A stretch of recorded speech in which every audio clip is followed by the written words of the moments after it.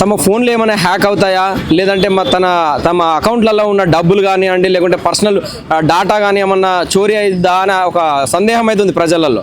ఇంకొకటి ఏంటంటే మెయిన్గా ఇప్పుడు కొత్తగా ఏఐ వస్తుంది, ఆర్టిఫిషియల్ ఇంటెలిజెంట్. ఇప్పుడు మన ఇద్దరం పక్క కలిసి ఫోటో దిగామనుకో, మన ఇద్దరం కిస్ పెట్టుకున్నట్టుగా కూడా ఫోటోలు క్రియేట్ చేస్తున్నారు.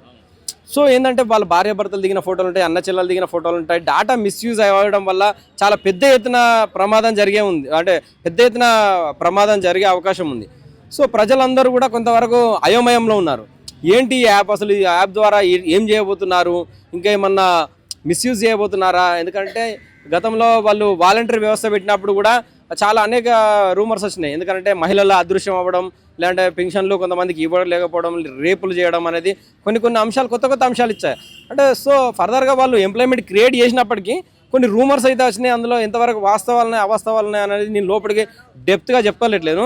కాకపోతే ఏదున్నా ఇలాంటి ఆర్టిఫిషియల్ ఇంటెలిజెంట్ ఇప్పుడు ప్రస్తుతం ఉన్న జనరేషన్లో చాలా జాగ్రత్తగా యాప్ అనేది లాంచ్ చేయడం ముఖ్యం. ఎందుకంటే ఒక పార్టీ అనేది ఒక యాప్ లాంచ్ చేయాలంటే చాలా పెద్ద ఎత్తున ఆలోచించేయాలి.